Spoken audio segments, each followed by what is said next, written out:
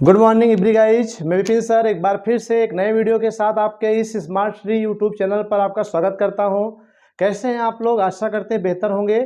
और जो भी यूट्यूब चैनल पर आपके वीडियो दी जा रहे होंगे, ठीक है, चाहे वो केमिस्ट्री हो, फिजिक्स हो, बायोलॉजी हो, मैथ्स हो, इंग्लिश हो, सबका आप प्रॉपर अध्ययन कर होंगे, ऐसा आशा करते हैं। ठीक है, तो चलिए आज हम जो टॉपिक लेके आए हैं, पार्ट तो लेसन हमारा वही है, क्योंकि भी इसे खत्म होने में कम से कम 2-3 वीडियो और लगेंगे। ठीक है, उसके बाद इसमें जो हमने लास्ट पे आपको कल पढ़ाया था अलैंगिक जनन के प्रकार। ठीक है, कुछ लोगों की शिकायत थी वीडियो क्लियर नहीं आ रही दोस्तों, तो अगर वीडियो क्लियर ना आती हो तो आप वीडियो के सेटिंग में जा करके वहां से वीडियो की क्वालिटी को 480 से 1080 कर सकते हो, बढ़ा सकते हो।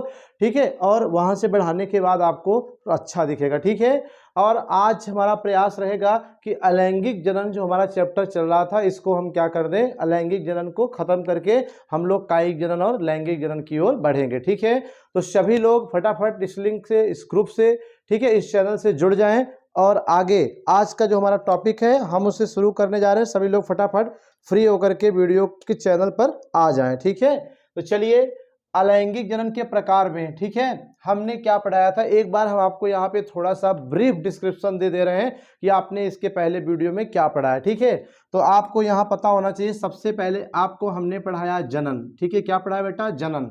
जनन का मतलब हमने आपको बता दिया था कि प्रत्येक जीवधारी में अपने जैसे संतान उत्पन्न करने की जो क्षमता, जो प्रक्रिया होती है ना, उसी को हम जनन कहते हैं। जैसे आपको पता है कि आपके दादा ने आपके पापा को जन्म दिया और आपके पापा ने आपको जन्म दिया बेटा, और आने वाले समय में आप भी अपने ही जैसे क्या करोगे, जीवों को उत्पन्न करोगे। ठीक है, ये सिर्फ आप में ही लागू नहीं होता है, पृथ्वी पर जितने भी जीव, हाथी, घोड़ा, बंदर, बिल्ली, मनुष्य, चूहा आदि, आम, महुआ, नीम, गुलर, जामुन, चाहे वो प्लांट हो चाहे वो एनिमल है, सबके अंदर ये एक क्षमता होती है कि वो अपनी जैसी संतानों को उत्पन्न कर सके। ठीक है, तो जब कोई जीव अपनी जैसी संतान उत्पन्न करने के लिए प्रोसेस अपनाता है, प्रक्रिया को अपनाता है ना, तो उसी प्रक्रिया को बायोलॉजी की भाषा में क्या कहते हैं? जनन कहते हैं, अर्थात रिप्रोडक्शंस कहते हैं। ये हमने आपको बता दिया था। ठीक है, अब जनन में 3 प्रकार आपको बताए थे, मुख्य रूप से बेसिकली 2 भी लिखा जाता है, 3।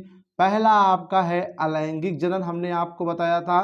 ठीक है, दूसरा आपका कायिक जनन है और तीसरा आपका बेटा लिंगी जनन है। कौन सा जनन है? लिंगी जनन, या इसी को लैंगिक जनन भी कहते हैं। ठीक है, क्या कहते हैं? लैंगिक जनन कहते हैं।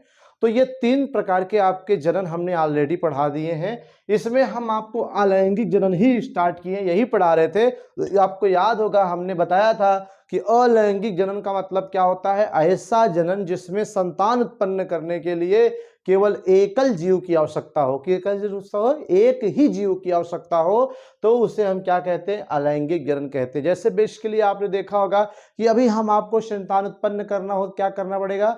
एक फीमेल की जरूरत पड़ती है, यानी 2 जीवधारी की जरूरत पड़ती है, तब जाके एक नया संतान उत्पन्न होता है। लेकिन अलैंगिक जनन में ऐसा नहीं होता है। ठीक है, अलैंगिक जनन में केवल एक ही जीव क्या होता है? संतान उत्पन्न करने के लिए प्रयोग किया जाता है, इसलिए इसे एकल जीव जनन या अलैंगिक जनन कहते हैं। ठीक है, और इसमें सबसे बड़ी बात किया है एक, यानी कि जो अलैंगिक, कायिक और लिंगी जनन होता है, तीनों प्रकार में सबसे सरल प्रकार का आपका ये जनन होता है। कौन सा? अलिंगी जनन। ये सबसे क्या इजी प्रकार का होता है। ठीक है, क्योंकि इसमें बहुत कम समय लगता है संतान उत्पन्न करने में, और ज्यादा से ज्यादा प्रक्रियाएं इसमें नहीं, बल्कि कम से कम प्रक्रियाओं को संपन्न करके एक जीव द्वारा दूसरा जीव उत्पन्न कर दिया था, इसीलिए इसे सरल जनन भी कहते हैं। ठीक है, तो अब अलैंगिक जनन के प्रकार हम पढ़ा रहे थे, जिसमें आपको हम प्रकार में बताए थे कि बेटा इसमें कई प्रकार हैं। जैसा आपने पढ़ा होगा कि द्विविभाजन द्वारा हमने आपको पढ़ाया। ठीक है, द्विविभाजन द्वारा। ठीक है, द्विविभाजन द्वारा। फिर आपने देखा होगा बीजाणु जनन द्वारा, ये भी हमने आपको पिछली वीडियो में बताया, और इसमें रटना कुछ भी नहीं है, एकदम सिंपल सा याद रखिए। फिर हमने कहा मुकुलन द्वारा, आपको बताए थे मुकुलन द्वारा। फिर कलिका निर्माण द्वारा। ठीक है, क्या? कलिका निर्माण द्वारा, बाय बर्ड कहते हैं। और आपका जो एक बच रहा होगा, ठीक है, वो आपका एक और यहाँ पे बताए थे, द्विविभाजन पहला था, दूसरा बीजाणु जनन था, तीसरा मुकुलन था, चौथा कलिका था, पांचवा विखंडन विधि था। क्या था? विखंडन विधि था। ठीक है, विखंडन विधि, या इसी को बेटा पुनरुद्भवन के नाम से भी जानते हैं। ठीक है, क्या कहते हैं, पुनरुद्भवन अर्थात रीजनरेशन। तो पिछले वीडियो में हमने आपको ये बता दिया था कि अलैंगिक जनन के प्रकार 5 होते हैं मुख्य रूप से, 1, 2, 3, 4 और 5, ये 5 मेथड। ठीक है, तो हमने आपको द्विविभाजन क्लियर कर दिया है ना। द्विविभाजन में क्या बताया था, याद है? हमने द्विविभाजन में कहा था कि ज्यादा रटने की जरूरत नहीं है। द्वि माने होता है दो, विभाजन माने होता है बंटना, अर्थात जब कोई जीव का शरीर जनन के समय 2 बराबर भागों में बंट जाए और वो दोनों भाग क्या हो, 2 नए जीव के रूप में बदल जाए, तो इसी विधि को हम द्विविभाजन कहते हैं। जैसे हमने आपको बताया था अमीबा में और युगलीना में। ठीक है, ये अमीबा युगलीना जो प्रोटोजोआ संघ के प्राणी हैं, इनकी बॉडी क्या होती है, जब जनन का समय आता है तो ये 2 भागों बराबर भागों में समसूत्री विभाजन द्वारा बढ़ जाता है। बाई फिगर भी हमने आपको बता दिया था, याद करिए। तो उसमें क्या था कि 2 भागों में बंटकर 2 नए अमीबा का, 2 नए युगलीना का निर्माण करता था। ठीक है, तो ये हो गया। और दूसरा आपका बीजाणु जनन भी हमने आपको बता दिया था, जैसे यूलोथ्रिक्स स्पाइरोगायरा जैसे शैवालों में इस प्रकार का जनन पाया जाता है। बीजाणु जनन में क्या होता था, आपने ध्यान दिया होगा, ठीक है, कि जीव के शरीर में जब जनन का समय आता तो उसके कोशिका के अंदर जो कोशिका द्रव्य होता है वो कुछ इस प्रकार से सिकुड़ कर कुछ ऐसी संरचना बनाता है जिसे पतली भित्ति आवरण वाली संरचना अर्थात बीजाणु कहते हैं। वही बीजाणु कोशिका को फाड़ करके बाहर आके नए पौधों को जन्म देता था। ठीक है, तो यहां तक हमने पिछले वीडियो में क्लियर किया था। आज हम पढ़ाने जा रहे हैं मुकुलन। आज की जो हमारी हेडिंग बेटा क्या है, मुकुलन है। तो आज हम देखने जा रहे हैं कि मुकुलन किसे कहते हैं। ठीक है, मुकुलन, जिसको बाई बडिंग कहते हैं, अंग्रेजी में क्या कहते हैं, बाई बडिंग कहते हैं।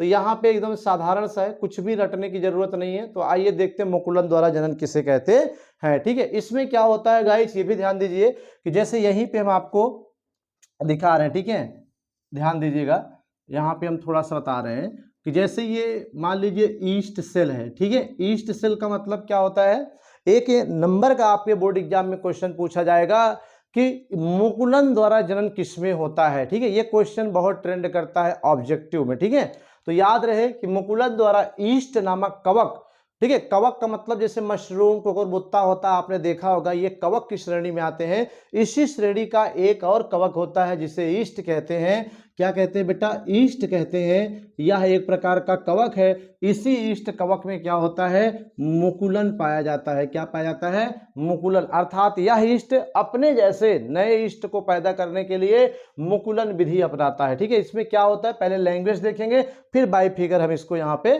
सीखेंगे। ठीक है, तो इसे हम थोड़ा सा यहाँ से हटा लेते हैं, फिर आगे चलते हैं, इसके डिफिनेशन को देखेंगे। ठीक है, तो सभी लोग जुड़ गए होंगे। आइए देखते हैं मुकुलन किसे कहते हैं। ठीक है, तो यहाँ पे हम मुकुलन को देखने जा रहे हैं। तो हेडिंग आज की हमारी जो होगी बेटा, मुकुलन होगी। क्या होगी, मुकुलन।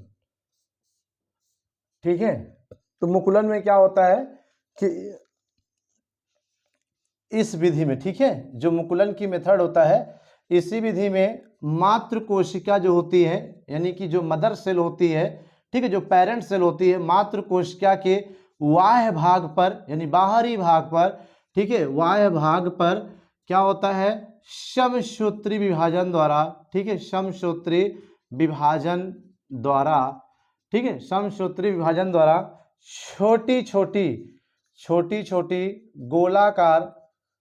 गोलाकार विशिष्ट रचना बनती है। कैसी रचना बनती है, विशिष्ट रचना बनती है। ठीक है, विशिष्ट रचना बनती है, जिसे मुकुल कहते हैं। जिसे क्या कहते हैं, मुकुल, यानी जो जीव शरीर के बाह्य भाग पर, ठीक है, समसूत्री विभाजन द्वारा जो छोटी छोटी गोलाकार रचनाएं, विशिष्ट रचना बन रही है, उसे मुकुल कहते हैं। ठीक है, क्या कहते हैं, मुकुल कहते हैं। यही मुकुल, ठीक है, यही जो मुकुल बना, अभी आप फिगर से देखेंगे कि यही मुकुल मातृ कोशिका से अलग होकर, ठीक है, किससे, मातृ कोशिका से अलग होकर के, ठीक, अलग होकर, ठीक है, नए जीव का निर्माण करती है। ठीक है, नए जीव का क्या करती है, निर्माण करती है। ये आपका हो गया। ठीक है, इसे ही मुकुलन कहते हैं। इस विधि को क्या कहते हैं, इसे मुकुलन, ठीक है, मुकुलन कहते हैं, अर्थात बाई बडिंग कहते हैं। तो ये कंफर्म हो गया। ठीक है, क्या कह रहा है मुकुलन में कि इस विधि में जो मातृ कोशिका होती है ना, जो मदर सेल होती है या जो पेरेंट बॉडी होती है, ठीक है, उसके बाह्य भाग पर यानी शरीर के बाहर क्या होता है, समसूत्री विभाजन द्वारा छोटी छोटी गोलाकार विशिष्ट रचनाएं बनती हैं। इसी रचना को हम मुकुल कहते हैं, बडिंग कहते हैं, बट कहते हैं। और यही मुकुल बाद में क्या होता है, मातृ कोशिका से टूटकर अलग हो जाता है और अलग होकर के क्या करता है, नए जीव अर्थात संतत जीव का निर्माण करता है। इसे ही मुकुल कहते हैं या मुकुलन कहते हैं। जैसे अगर एग्जाम्पल की बात करें तो ईस्ट कवक में अभी हमने बताया, ईस्ट में और हाइड्रा एनिमल है, ठीक है, हाइड्रा एनिमल में या जंतु में आप कह सकते हो, ठीक है। अब बाई फिगर आपको समझना हो तो आप देखिएगा कि यहाँ पे जैसे ईस्ट की बात करते हैं तो ईस्ट की जो सेल होती है कुछ इस प्रकार से होती है, ठीक है। ईस्ट की कोशिका कुछ इस प्रकार से होती है। ये क्या है, ईस्ट है, ठीक है। जब जनन का समय आता है तो इसके इसी बाहरी भाग पर, चाहे इधर कहीं भी बाहरी भाग पर क्या होगा, कुछ विशेष प्रकार की, कह रहा है ना, छोटी छोटी गोलाकार विशेष रचनाएं बनती हैं। तो सपोज करिए अगर ये ईस्ट है तो इस तरह से, तो ऐसे इसकी बॉडी पर जो है ऐसे ही क्या होती है, रचनाएं बनती हैं, ठीक है, ऐसे रचनाएं बनती हैं। इसी रचना को छोटी छोटी गोलाकार रचना बनी है ना, इसी को हम क्या कहते हैं बेटा, मुकुल कहते हैं। क्या कहते हैं, मुकुल कहते हैं।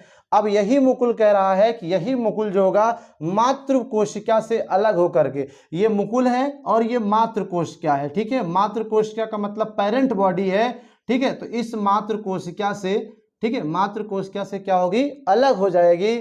आगे चल करके आप देखेंगे कि ये मातृ कोश क्या है, लेकिन ये देखिए यहाँ पे ये क्या हो गई, अलग हो गई, ठीक है। ये दोनों छोटे छोटे गोलाकार जो रचनाएं थी अर्थात मुकुल मातृ कोशिका से अलग हो गई। यही मातृ कोश के आगे चल करके वृद्धि करके क्या करेगी, बोलो, नए ईस्ट का निर्माण करेंगी। तो ये आपका क्या है, दोनों नए ईस्ट हैं, संतत। इस विधि में जो मातृ कोशिका थी उस जीव का अस्तित्व समाप्त नहीं होता है। जैसे आपने देखा था द्विविभाजन में क्या था, युगलिना दो भागों में बंटता था, तो जो पेरेंट बॉडी थी उसका अस्तित्व समाप्त हो जाता, दो नए भागों में बनकर दो नए संतत। लेकिन यहाँ पे क्या है कि जो ये पेरेंट सेल थी ये भी बची हुई है और दो नए संतत का भी निर्माण हो गया। तो यहाँ पे हम लिखेंगे इसे क्या, संतति, यहाँ पे लिखेंगे कि संतति ईस्ट, संतति ईस्ट। तो ये आपका हो गया बेटा क्या, मुकुलन विधि द्वारा जनन। इसमें यही इतना याद रखना है, कुछ ज्यादा याद करने की जरूरत नहीं है, ठीक है। तो क्या याद रखोगे मुकुलन में, कि मुकुलन विधि में क्या होता है कि जिस जीव में मुकुलन द्वारा जनन होता है, किसमें, ईस्ट और हाइड्रा में, तो जब इसमें जनन का समय आता है तो इसकी वाह्य भाग पर, शरीर के वाह्य भाग पर क्या होता है, ठीक है, समसूत्री विभाजन द्वारा ऐसे ही गोलाकार छोटी छोटी रचनाएं बन जाती, चाहे इधर बन जाए इधर बन जाए, कहीं बन सकता है वाह्य भाग पर।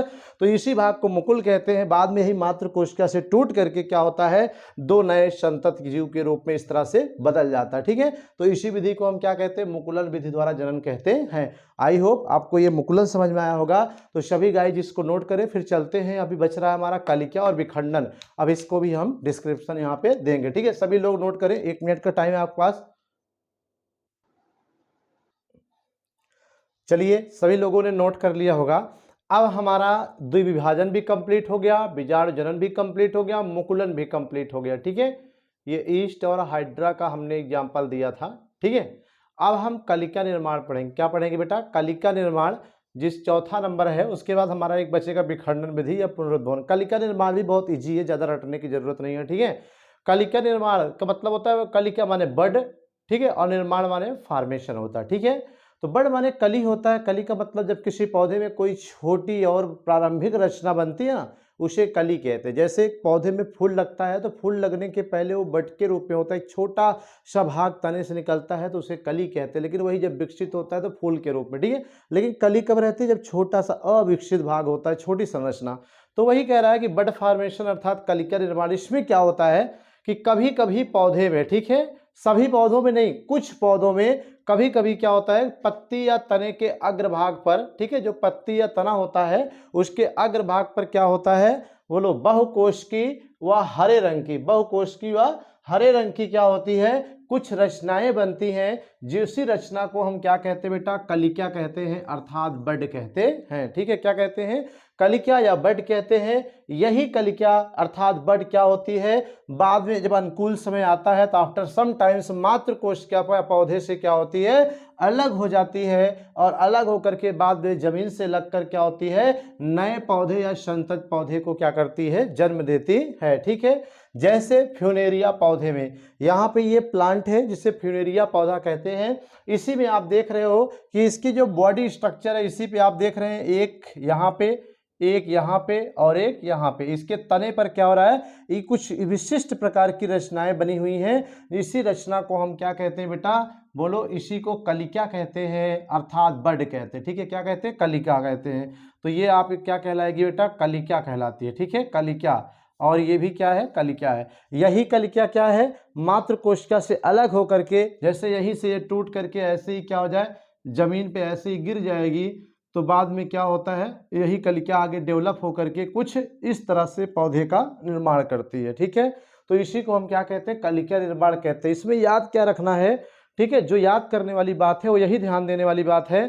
ठीक है, कि जब कुछ पौधों में जनन का समय आता है तो उस समय उस पौधे की पत्ती या तने पर क्या होता है, कलिका का निर्माण होता है। कलिका क्या है, एक बहुकोशिकीय अर्थात एक से अधिक कोशिका से बनी हुई हरे रंग की गोलाकार रचना होती है। ठीक है, अब यही कलिका है, ये गोलाकार रचना हरे रंग की, और ये लगभग 6 से 12 कोशिकाओं की बनी होती है, इसीलिए बहुकोशिकीय कहते हैं। ठीक है, अगर कोई पूछे कलिका कितनी कोशिकाओं से मिलकर बनी होती है तो आप क्या कहेंगे, बहुकोशिकीय अर्थात एक से अधिक कोशिका। और मोस्टली देखा गया कि इस कलिका, प्रत्येक कलिका में जो कोशिकाओं की संख्या होती है वो 6 से 12 तक होती है। ठीक है, इसीलिए इसे बहुकोशिकीय कहते हैं।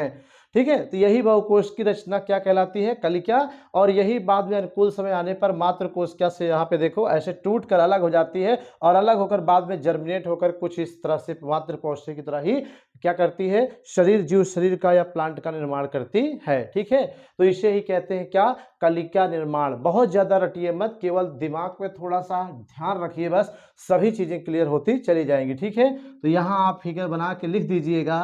ठीक है, क्या, फ्यूनेरिया में, ठीक है, क्या लिखेंगे, फ्यूनेरिया में कलिका निर्माण द्वारा जनन। ठीक है, कलिका निर्माण द्वारा जनन, निर्माण या कलिका निर्माण ही लिख देंगे तब भी चल जाएगा। ठीक है, तो ये भी आप नोट करिए। फिर चलते विखंडन या पुनरुद्भवन की ओर। ठीक है, सभी गाइस नोट करें।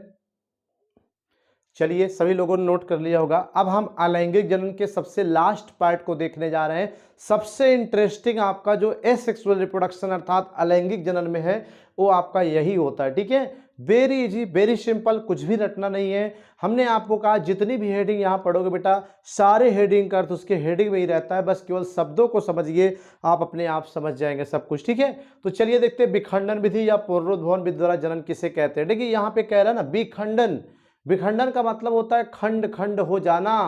ठीक है, अर्थात जब किसी जीव का या पौधे का शरीर क्या होता है, 2 या 2 से अधिक खंडों में क्या होता है, टूट जाता है, और प्रत्येक खंड, वही टूटे हुए प्रत्येक खंड क्या होते हैं, एक नए प्लांट के रूप में विकसित हो जाते हैं, एक नए जीव का निर्माण करते हैं। तो उसी को हम विखंडन या पुनरुद्भवन विधि कहते हैं। पुनरुद्भवन का मतलब होता है पुनः उद्भवन होना। जैसे किसी प्लांट का शरीर, ठीक है, मान लीजिए 4 खंडों में डिवाइड हो गया, अभी हम फिगर बना के बताएंगे, तो चारों खंड क्या हो जाए, पुनरुद्भवन हो जाए, अर्थात पुनः नए जीव के रूप में, नए प्लांट के रूप में उद्भवन हो जाता है। तो उसी को पुनरुद्भवन या विखंडन कहते हैं, आई बाई फ्रेगमेंटेशन अर्थात रीजनरेशन कहते हैं। ठीक है, अब आपको हम फिगर सहित यहाँ पे बताएंगे, लेकिन उसके पहले डिफिनेशन लिखेंगे क्या, कि इस विधि में, ठीक है, इस विधि में, ठीक है गाइस, क्या होता है, इस विधि में बहुकोश की, ठीक है, कुछ प्लांट में भी होता है और कुछ एनिमल में, इसीलिए हम यहाँ जीव लिखेंगे, केवल पौधे की बात नहीं करेंगे, क्योंकि ये जो विखंडन या पुनरुद्भवन पाया जाता है ना, कुछ प्लांटों में भी और कुछ एनिमल में भी पाया जाता है। ठीक है, अभी हम आपको बता रहे थे, इस विधि में बहुकोश की जीव का शरीर, ठीक है, इस विधि में बहुकोश की जीव का जो क्या है बेटा, शरीर है, शरीर 2 या 2 से अधिक, देखिए 2 विभाजन में क्या हो रहा था, जैसे अमीबा या गुलीना में, यहाँ भी जीव का शरीर क्या हो रहा था, खंडों में बट रहा था, लेकिन केवल 2 खंड हो रहे थे। लेकिन विखंडन में क्या कह रहा है कि 2 या 2 से अधिक खंड होते हैं। ठीक है, 2 या 2 से अधिक, 2 या 2 से अधिक, ठीक है, दो या दो से अधिक खंडों में, ठीक है, दो या दो से अधिक खंडों में बट जाते हैं, ठीक है, बट जाते हैं।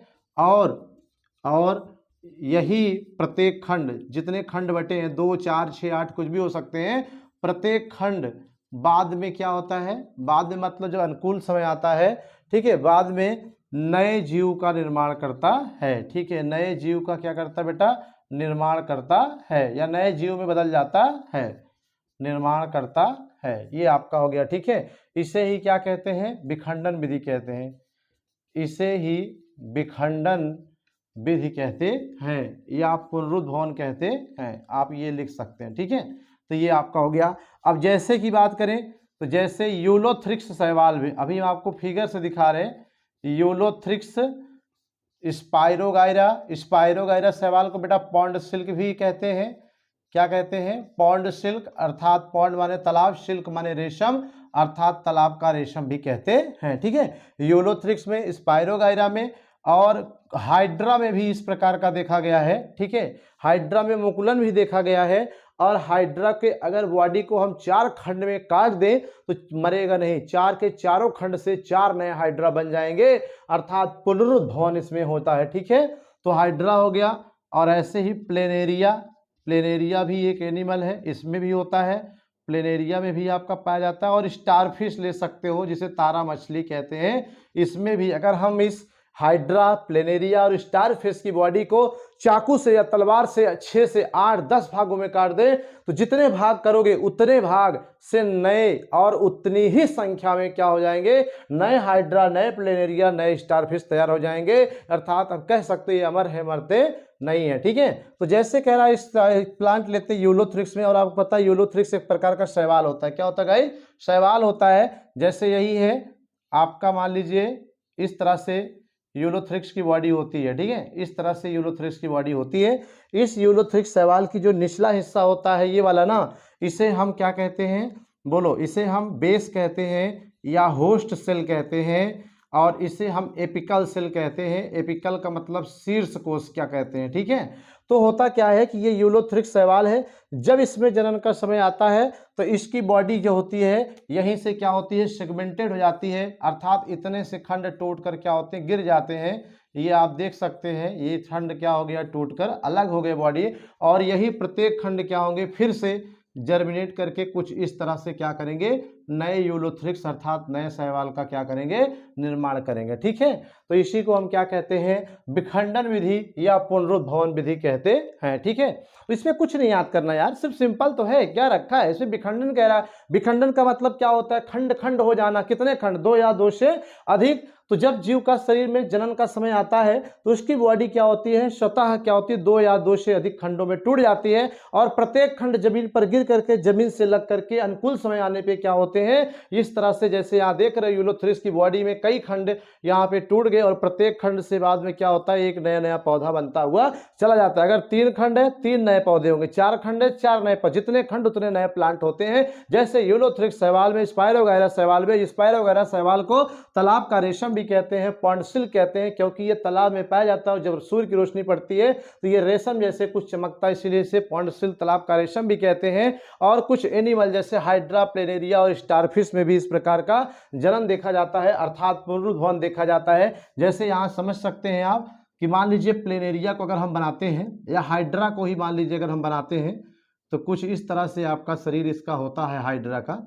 ठीक है, ऐसे ही होता है, ऐसे ही हाइड्रा होता है। ठीक है, अभी क्या होता है, अगर इसको यहाँ से हम कट कर दें, यहाँ से कट कर दें, तो 1 2 3 खंड हो गया, तो यहाँ पे आपके 3 हाइड्रा जाकर क्या हो जाएंगे, 3 छोटे छोटे हाइड्रा बन करके ऐसे तैयार हो जाएंगे। ठीक है, एक हो गया, और यहाँ पे ऐसे ही ये भी तैयार हो जाएगा, ये भी हो गया, और यहाँ पे एक ही ये हो गया। ठीक है, ऐसे ही क्या हो जाएंगे, 3 हाइड्रा बन के तैयार हो जाएंगे। तो ये तीनों क्या है, नए हाइड्रा, संतति हाइड्रा है, जो इसके काटने की वजह से यहाँ पे बने। ठीक है, तो यहाँ क्या हो रहा है, पुनरुद्भवन हो रहा है, यानी जितने खंड थे वो खंड पुनः उद्भवित हो जाते हैं नए जीव के रूप में। इसलिए इसे हम क्या कहते हैं बेटा, विखंडन विधि या पुनरुद्भवन कहते हैं। आई थिंक आपको विखंडन विधि भी समझ में आ गई होगी, बहुत ज़्यादा रटने की जरूरत नहीं होगी। ठीक है, तो आप इससे भी नोट कर सकते हैं। इसके बाद हम चलते हैं अलैंगिक जनन के लाभ और हानि के बारे में बताएंगे। ठीक है, कि क्या एडवांटेज क्या होता है और डिसएडवांटेज क्या होता है लैंगिक जनन का। सभी लोग नोट करें, फिर चलते हैं लाभ और हानि के बारे में चर्चा करने। चलिए, सभी लोगों ने नोट कर लिया होगा। अब हम अलैंगिक जनन की समाप्ति की ओर बढ़ रहे हैं। केवल एक छोटी सी हेडिंग इसमें और पढ़ेंगे कि एडवांटेज और डिसएडवांटेज क्या होता है, ठीक है, अर्थात अलैंगिक जनन के लाभ और हानि क्या होते हैं, ठीक है। अब यही हम पढ़ेंगे। तो जो अब लास्ट हेडिंग होने जा रही है वो भी आपका यहाँ पे आज ही इसी वीडियो में क्लियर कर दिया जा रहा है कि अलैंगिक जनन जो होता है आपका, ठीक है, इसके लाभ, सबसे पहले लाभ के बारे में पढ़ेंगे, ठीक है। इसके एडवांटेज क्या होते हैं, तो आपको सभी को पता होगा कि एडवांटेज क्या होता है। एडवांटेज ऑफ एसेक्सुअल रिप्रोडक्शन, ठीक है,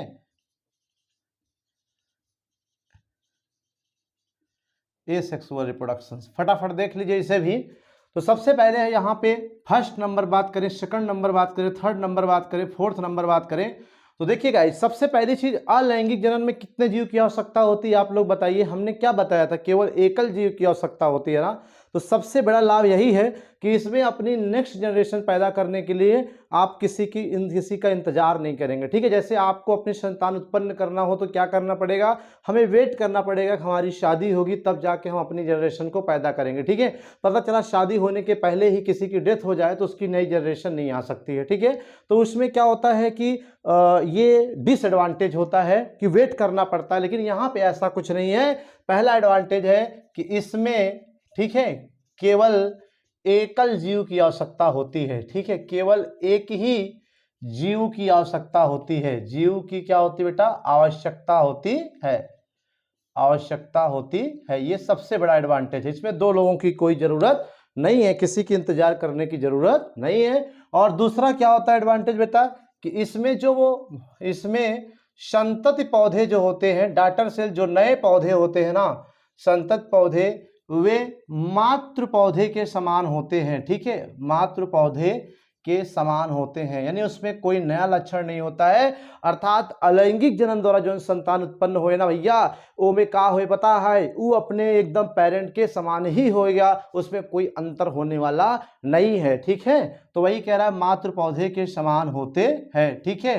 अर्थात आप समझ सकते हो, अर्थात संतति पौधे आनुवांशिकी रूप से, ठीक है, जेनेटिकली जो होता है, आनुवांशिक रूप से, आनुवांशिक व आकारकी यानी आकार प्रकार में क्या होंगे, आकार प्रकार में एक समान होते हैं, ठीक है। एक समान का मतलब अपने पेरेंट्स के समान होते हैं, ठीक है। ये हो गया आपका दूसरा। तो इसमें पहला हो गया एकल जीव की आवश्यकता होती है, ठीक है। दूसरा लाभ ये है कि इसमें जो संतत पौधे होते हैं, नए पौधे, वो क्या होते हैं बेटा, मातृ पौधे के ही समान होते हैं। अर्थात जो संतान वाले पौधे होते हैं, नए पौधे, उनकी आनुवंशिक स्ट्रक्चर और जो उनकी मार्फोलॉजी होती है, एनाटॉमी होती है, वो क्या होती है, एकदम मातृ पौधे के हूबहू समान होती है। अर्थात झेरॉक्स कॉपी आप कह सकते हो, फोटोस्टेट कह सकते हो, ठीक है। जैसे आपका यही है, मान लीजिए बुक है, ठीक है, तो अब हम इसकी फोटो कॉपी कराएं तो एकदम ऐसे, अगर हमने यहाँ से ऐसे थोड़ा सा टिक कर दिया तो फोटो कॉपी कराओगे तो यहाँ ये भी चिन्ह आ जाए, एकदम हूबहू, ऐसे लगेगा ही नहीं कोई अंतर है, ठीक है। लेकिन हम लोगों में क्या होता है, लैंगिक जनन होता है, तो जब हम लोगों की संतान आती है तो हमारी जैसी एकदम डुप्लीकेट नहीं होती, जुड़वा नहीं होती है। रंग रूप आकार लंबाई चौड़ाई संरचना आकार आनुवंशिकता में थोड़ा बहुत क्या होती है, डिफरेंट हो जाती है, ठीक है। क्यों, क्योंकि हमारे द्वारा जो संतान उत्पन्न होगी उसमें आधा मेल का आधा फीमेल का अंश होता है। इसीलिए ठीक जैसे आपने देखा होगा कि अगर हम रेड कलर ले लें और कोई लाल कलर के अलावा कोई एक दूसरा रंग पीला ले लें, दोनों को मिला दें तो एक नया कलर हो जाएगा। उस कलर का रंग न लाल न पीले के समान होगा, ठीक है, क्योंकि दो रंगों से मिलकर बना है। ऐसे लैंगिक जनन में क्या होता है कि जो संतान पैदा होती है उसमें आधा गुणसूत्र आधा सेल्स क्या होती है, मेल का आधा फीमेल का, तब जाके एक नया जीव पैदा होता है, जिससे उसकी आनुवंशिकी शारीरिकी थोड़ा सा मातृ पिता से क्या होती है, माता पिता से भिन्न हो जाती है। लेकिन ऐसा नहीं, अलैंगिक जनन में क्या होता है, इसमें एकल जीव की आवश्यकता होती है। इसीलिए जो पौधे होते हैं ना, नए पौधे, उनकी जो आनुवंशिकी आकारकी होती है वो क्या होती है, मातृ पौधे के समान। अर्थात एक क्वेश्चन आपसे पूछा जाएगा कि अलैंगिक जनन से उत्पन्न जो संतानें होती बेटा वो क्लोन होती हैं, क्यों? क्लोन का मतलब वही झेरॉक्स कॉपी टू कॉपी, क्यों? तो आप कहोगे क्योंकि इस विधि में जो संतानें उत्पन्न होती है ना वो पेरेंट्स के ही द्वारा होती हैं और समसूत्री विभाजन से होती हैं। इसलिए क्या होता है, उसमें गुणसूत्रों की संख्या क्या होती है, समान होती है। और ऐसी समसूत्री विभाजन के कारण ही क्या होता है, उसमें कोई नए लक्षण उत्पन्न नहीं होते हैं। ठीक है, और इसमें क्या लाभ होता है, इसमें एक लाभ ये भी ये है कि इसमें संतति निर्माण में, ठीक है, संतति निर्माण में बहुत कम समय लगता है। ठीक है, क्या होता है, बहुत कम समय लगता है। सबसे इंपॉर्टेंट चीज क्या होता है बेटा, बहुत कम समय लगता है। इसमें बहुत कम समय लगने का मतलब क्या होता है, जैसे लैंगिक जनन हम लोगों में होता है, तो लैंगिक जनन में पहले युग्मक जनन होगा, अर्थात मादा और नर में शुक्राणु अंडाणु बनेंगे, फिर वो निषेचन होगा, फिर निषेचन के बाद आपका क्या होगा, मारुला बनेगा, फिर मारुला के बाद भ्रूण, भ्रूण का 9 महीने परिपक्व होगा तब जाके भी बनेगा। तो ये जो निषेचन होना, शुक्राणु निर्माण होना, अंडाणु का निर्माण होना, फिर इनके मिलने से निषेचन युग्मनज बनना, फिर उसका मारुला बनना, भ्रूण बनना, फिर परिवर्तन, ये लंबा प्रोसेस होता है लैंगिक जनन में। लेकिन चूंकि इसमें एक ही जीव की आवश्यकता होती है, इसलिए इसमें संतत निर्माण में ये युग्मक जनन और उसके बाद भ्रूण का निर्माण होना, फिर उसका ये सब प्रक्रियाएं इसमें नहीं होती हैं। इस वजह से इसमें टाइम जो होता है क्या होता है बेटा, बहुत कम लगता है। ठीक है, क्या होता है, बहुत कम लगता है। यही इसके क्या है, लाभ है। अब हम बात करते हैं दूसरा की हानि क्या होती है। ठीक है, अलैंगिक जनन से हानियां क्या होती हैं। आपको पता है कि अगर किसी से एडवांटेज है तो उससे डिसएडवांटेज भी होता है। ठीक है, अर्थात लाभ है तो उससे हानियां भी होती हैं। तो आज हम इसके डिसएडवांटेज के बारे में भी पढ़ करके इसे खत्म कर देते हैं। आज का लास्ट टॉपिक होने जा रहा है, सभी लोग ध्यान दें। ठीक है, हानि सबसे पहले ये है कि ध्यान दीजिए कि अगर मान लीजिए पेरेंट सेल, ठीक है, जो पेरेंट सेल होता है अर्थात जो मातृ पौधा होता है उसी के समान संतति होता है, तो क्या इस प्रकार से कोई लक्षण संतानों में जो कोई नया लक्षण उत्पन्न हुआ, नहीं हुआ ना। ठीक है, जबकि होना क्या चाहिए कि जो पीढ़ी दर पीढ़ी नए नए पौधे, नई जनरेशन आती है, वो अपने मातृ पौधे से, अपने जो मदर से होती है वो डिफरेंट होना चाहिए, अर्थात उसमें नए लक्षणों का विकास होना चाहिए। लेकिन इसमें ऐसा नहीं होता है, यही इसका क्या है, मुख्य रूप से डिसएडवांटेज होता है, अर्थात हानि होती है। तो इसमें लिखेंगे हम नंबर 1 कि इसमें, ठीक है, नई संतति या नई जाति कह सकते हो, नई जातियों का विकास नहीं होता। ठीक है, नई जातियों का विकास नहीं होता है, नहीं होता है, ये सबसे बड़ा डिसएडवांटेज है। जबकि क्या होना चाहिए, बोलो, समय समय पे आने वाली जनरेशन में नए नए लक्षणों वाले जीव पैदा होने चाहिए, नई जातियों का विकास होना चाहिए। और दूसरा इसका डिसएडवांटेज जो आप देख सकते बेटा, ठीक है, कि इससे जो उत्पन्न संतानें होती हैं ना, इससे उत्पन्न जो संतानें हैं, ठीक है, संतानें या संतति दुर्बल होती हैं। ठीक है, क्या होती हैं, दुर्बल होती हैं। दुर्बल मतलब क्या होता है, कमजोर होती है। ठीक है, मतलब जो अलैंगिक जनन से उत्पन्न प्लांट होते हैं, पौधे होते हैं ना, उनमें रोग लगने की क्षमता ज्यादा होती है, पैदावार कम होती है, और वो देखने में क्या होते हैं, दुर्बल होते हैं, अर्थात बहुत कमजोर होते हैं। ठीक है, इस तरह से आपका हो गया खत्म। तो इस तरह से आज की इस वीडियो में इतना ही हम देखेंगे। मिलते हैं नेक्स्ट वीडियो में कायिक जनन के बाद। अब जो आपका अगला वीडियो मिलेगा उसमें हम कायिक जनन, क्योंकि जनन के 3 विधि, लैंगिक, अलैंगिक, कायिक जनन। तो अलैंगिक आपका खत्म, जिसमें 5 आपने पढ़ा, विभाजन पढ़ा, मुकुलन पढ़ा और विखंडन पढ़ा, कलिका निर्माण पढ़ा, और एक आपको बताया गया, टोटल 5 आप इस तरह से अलैंगिक जनन में पढ़े। फिर अलैंगिक जनन के लाभ और हानि के बारे में भी हमने आज आपको क्लियर कर दिया। तो इस तरह से ये टॉपिक आपका खत्म होता है। मिलते हैं नेक्स्ट वीडियो में, तब तक के लिए धन्यवाद। और हाँ, इसका नोट्स जरूर बनाते चलिए। अगर कहीं कोई दिक्कत है आप कमेंट सेक्शन में कमेंट कर सकते हैं। मिलती है नेक्स्ट वीडियो में, तब तक के लिए धन्यवाद। जय हिंद।